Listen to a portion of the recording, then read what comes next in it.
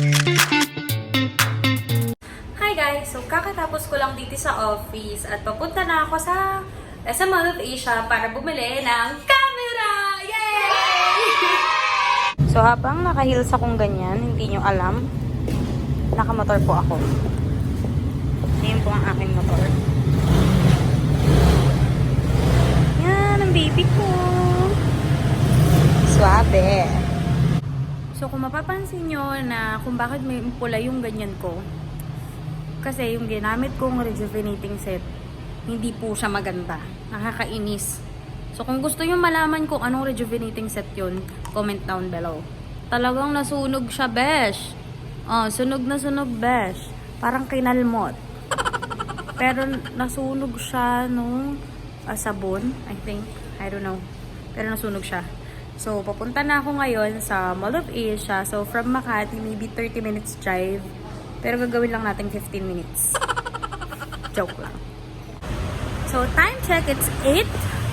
So, 30 minutes ko ang drinay from Makati going here sa Mall of Asia. And nandito na ako. I'm so excited! Ang ingay ko, besh. Nag-e-echo yung bunganga ko dito sa parking area. Pasensya na po. Dito na tayo sa camera house! Ang dami, guys! Yee. So, hanapin nyo lang dito si Julie. Pag gusto nyo bumili ng camera, siya yung nag-assist sa akin. Ang dami. Ang daming brands. So, guys, magbabay na tayo sa low quality na video kasi meron akong camera! Ate, bakit ako bibili ng Canon M50? Anong meron dito? Ano ma'am, fast autofocus and then mas madali rin siyang gamitin for video din po and photos po. Okay. Then at the same time, pwede niyo rin siyang gamitin for example, photography. Kasi maganda na rin po yung lalo na for sports photography. Okay. So, magkano yan, ate? 44,990. Wow.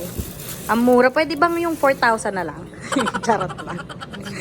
Pag bibili po kayo dito, huwag nyo nga hanapin si Julie kasi uutusan po kayo niyan. Ayan po siya. Ito siya ako. Ano yan?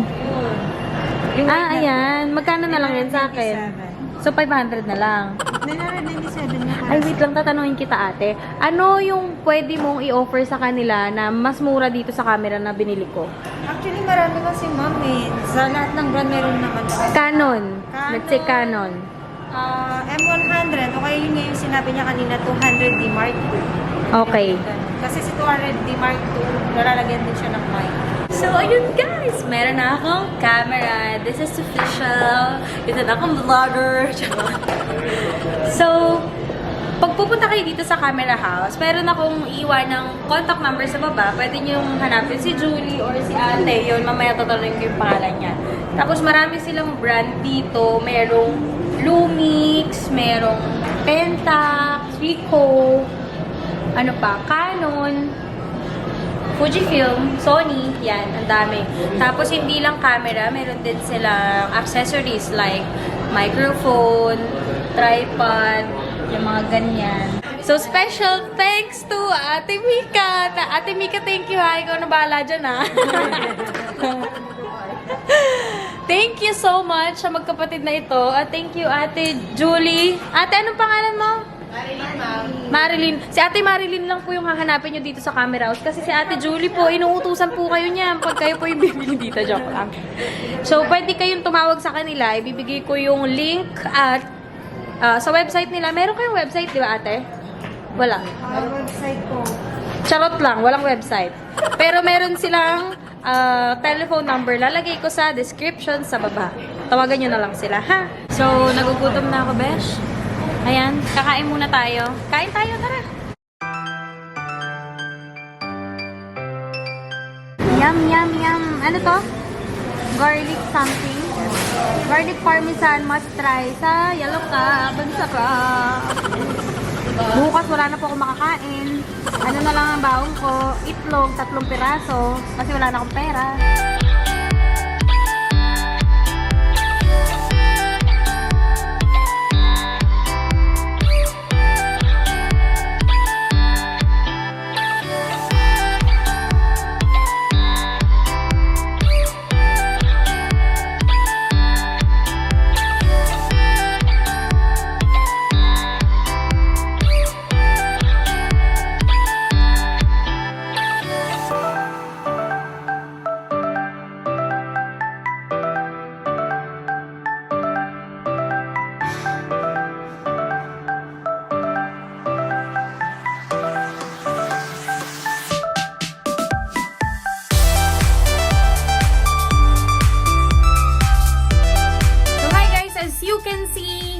ito yung camera. Kasi ito siya, low bat siya mga besh. Mga besh friend. Ayan, besh, low bat siya. So, pag nag-vlog ako, gagawin ko ng paraan kahit may pasok ako sa office. Pinagpupuyatan ko kayo kasi gusto ko updated kayo sa mga bago nangyayari sa buhay ko. Kasi, kaya ako bumili at na-inspire na bumili ng camera is because ganun ko kayo ka-love. Gusto ko na high quality yung mapapanood yung video from me and wala nang mga malakas na sounds, danihina. So, ayoko naman na pangit yung impression nyo sa mga videos na ginagawa ko kasi pinagpupuyatan ko rin yon. And hopefully na makapag-vlog ako ulit tomorrow. Isip ako na ulit ng content. And see you on my next video. Bye-bye everyone! Sorry ha, kung hindi ako updated everyday kasi meron akong pasok sa office. Bago pa lang kasi ako, so kailangan kong mag-exert ng sobrang daming effort at time para matutunan ko lahat ng mga bagong knowledge. Pero ginagawan ko ng paraan na magawa pa rin kayo ng vlog kasi I love you all. Bye-bye!